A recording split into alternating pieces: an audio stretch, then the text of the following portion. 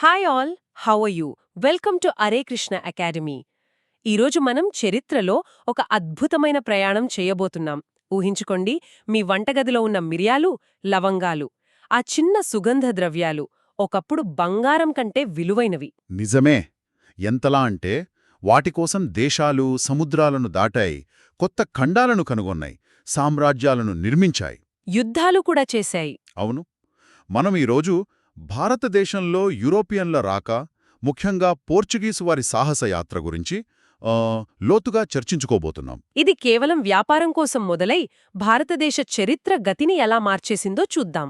మన దగ్గర ఉన్న ఆధారాలు ఈ కథలోని ముఖ్య ఘట్టాలను చాలా స్పష్టంగా వివరిస్తున్నాయి. సరే, అయితే మొదలు పెడదాం. అసలు యూరోపియన్లకు భారతదేశం మీద ఎందుకంత ఆసక్తి? ప్రధాన కారణం సుగంధ ద్రవ్యాలు. మిరియాలు, లవంగాలు, దాల్చిన చెక్క. కేవలం రుచి కోసమేనా ఇంత సాహసం? మంచి ప్రశ్న. కేవలం రుచి కోసం కాదు. ఆ రోజుల్లో రిఫ్రిజిరేటర్లు లేవు కదా. అవును, నిజమే. సో మాంసం నిల్వ చేయటానికి, దాని రుచి పాడవకుండా ఉండటానికి ఇవి చాలా అవసరం. అంతేకాకుండా ఔషధ గుణాలు కూడా ఉన్నాయి. అంటే ఒక రకంగా చెప్పాలంటే వాళ్ళు మిడిల్ మెన్ లాగా అనమాట. ఖచ్చితంగా. ఈ లాభదాయకమైన వ్యాపారాన్నంతా అరబ్ వ్యాపారులు, వెనీషియన్ నావికులు కంట్రోల్ చేసేవాళ్లు. ఓహ్, వాళ్ల గుత్తాధిపత్యం ఉండేది. వాళ్ళు ఇండియా నుండి తక్కువకు కొని యూరప్లో ఊహించినంత ఎక్కువ ధరకు అమ్మేవారు. ఇప్పుడు మనం ఆన్లైన్ షాపింగ్లో ఒక వస్తువు ఆర్డర్ చేస్తే తయారైన చోట ఒక ధర ఉంటే మన దగ్గరకొచ్చేసరికి డెలివరీ ఛార్జీలు పన్నులతో పెరిగినట్లు. సరిగ్గా అదే. దీనివల్ల యూరప్లో సుగంధ ద్రవ్యాల ధరలు ఆకాశాన్ని అంటాయి. అప్పుడు వాళ్లకనిపించుంటుంది. అవును, ఈ మధ్యవర్తులను తప్పించి నేరుగా భారతదేశంతో వ్యాపారం చేయాలి అనే బలమైన కోరిక యూరోపియన్లలో మొదలైంది. అంతా బానే ఉంది కాని అప్పటికే ఉన్న భూమార్గం ద్వారా రావచ్చు కదా. అక్కడే అసలు సమస్య మొదలైంది. 1453లో ఒక పెద్ద సంఘటన జరిగింది. అదేంటి? ఖచ్చితంగా అది ప్రధాన భూమార్గ వాణిజ్య ద్వారం. అది ఒట్టోమన్ల నియంత్రణలోకి వెళ్ళాక వాళ్లు ఆ మార్గాలపై భారీ పన్నులు విధించారు. అంటే దారి దాదాపు మూసుకుపోయినట్టే అయింది. మూసుకుపోయినట్టే. ఇది యూరోపియన్లను ఒక నిర్ణయానికి వచ్చేలా చేసింది. ఇక లాభం లేదు, మనం సముద్రం మీద నుండి కొత్త దారి వెతకాల్సిందే అని వాళ్లు నిశ్చయించుకున్నారు. ఇక్కడే అసలు రేసు మొదలైంది. పోర్చుగల్, స్పెయిన్ దేశాలు రంగంలోకి దిగాయి. అవును, వాళ్లు సముద్ర మార్గాన్ని కనుక్కోవడానికి తీవ్రంగా ప్రయత్నించాయి. పోర్చుగల్కు చెందిన ప్రిన్స్ హెన్రీ ద నావిగేటర్, రాజు జాన్ టూ లాంటివాళ్లు ఈ అన్వేషణను బాగా ప్రోత్సహించారు. ఇదే క్రమంలో స్పెయిన్ మద్దతుతో కొలంబస్ పడమరవైపు ప్రయాణించి అనుకోకుండా అమెరికాను కనుగొన్నాడు. కానీ పోర్చుగీసు వారి లక్ష్యం మాత్రం ఇండియానే. వాళ్ల టార్గెట్ క్లియర్గా ఉంది. ఆఫ్రికా చుట్టూ ప్రయాణించి ఇండియా చేరాలి. ఈ ప్రయత్నంలో 1488లో బార్థలోమియో డియాస్ అనే నావికుడు. అవును, అతను ఆఫ్రికా దక్షిణ కొనను చేరుకున్నాడు. కాని అక్కడ భయంకరమైన తుఫానులెదుర్కొన్నాడు. ఎంతలా అంటే దానికి కేప్ ఆఫ్ స్టార్మ్స్, అంటే తుఫానుల అగ్రం అని పేరు పెట్టాడు. ఆ పేరు వింటేనే భయమేస్తోంది. కాని పోర్చుగల్ రాజు జాన్ టూ చాలా తెలివైనవాడు. ఎలా? అతను ఇది ముగింపు కాదు, ఒక శుభారంభం అని గ్రహించాడు. ఈ మార్గం భారతదేశానికి దారి చూపిస్తుందనే ఆశతో దాని పేరును కేప్ ఆఫ్ గుడ్ హోప్, అంటే ఆశా అగ్రంగా మార్చాడు. వావ్, అదొక అద్భుతమైన మార్కెటింగ్ స్ట్రాటజీ కదా.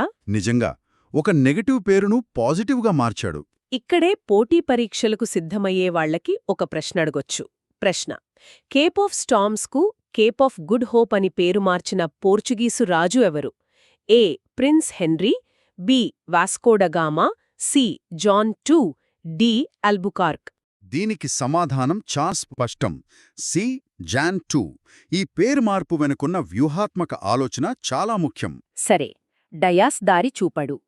ఇక అసలు ఘట్టం వచ్చింది. 10 ఏళ్ల తర్వాత వాస్కోడగామా మే 20, 1498న క్యాలికట్, అంటే ఇప్పటి కోజికోడ్ తీరాన్ని చేరుకున్నాడు.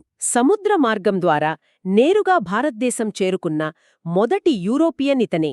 అది 10 నెలల సుదీర్ఘ, ప్రమాదకరమైన ప్రయాణం. ఈ ఒక్క సంఘటన ప్రపంచ వాణిజ్య స్వరూపాన్నే మార్చేసింది. యూరప్ భారత్ మధ్య వాణిజ్యానికి అరబ్ మధ్యవర్తుల అవసరం లేకుండా పోయిందనమాట.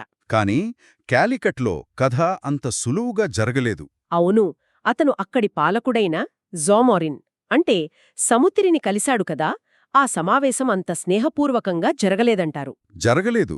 జామోరిన్ మొదట స్వాగతించిన 2 సమస్యలొచ్చాయి. ఒకటి వాస్కోడగామ తెచ్చిన బహుమతులు. ఏమయ్యాయి? అవి భారతరాజుల ప్రమాణాల ప్రకారం చాలా చౌకబారుగా ఉన్నాయి. టోపీలు, నూనె డబ్బాలు. జామోరిన్కు నచ్చలేదు. మరి రెండో సమస్య? అది ఇంకా పెద్దది. అప్పటికే అక్కడ స్థిరపడిన అరబ్ వ్యాపారులు. వాళ్ళ వ్యాపారానికి పోటీ వస్తోందని భయపడ్డారు. ఖచ్చితంగా. వాళ్లు పోర్చుగీస్ వారిని తమకు పోటీగా భావించి జామోరిన్కు వ్యతిరేకంగా నూరిపోశారు. దాంతో ప్రత్యేక వాణిజ్య హక్కులు కావాలన్న గామా ప్రతిపాదనను జామోరిన్ తిరస్కరించాడు. అంటే గామా దాదాపుగా ఖాళీ చేతులతో వెనుదిరిగాడా? పూర్తిగా కాదు. అతను కొన్ని సుగంధ ద్రవ్యాలు తీసుకుని వెళ్లాడు. ఆ ప్రయాణానికైన ఖర్చు కంటే 60 రెట్లెక్కువ లాభం సంపాదించాడు. అప్పుడు పోర్చుగల్కు విషయం అర్థమయ్యుంటుంది. అవును.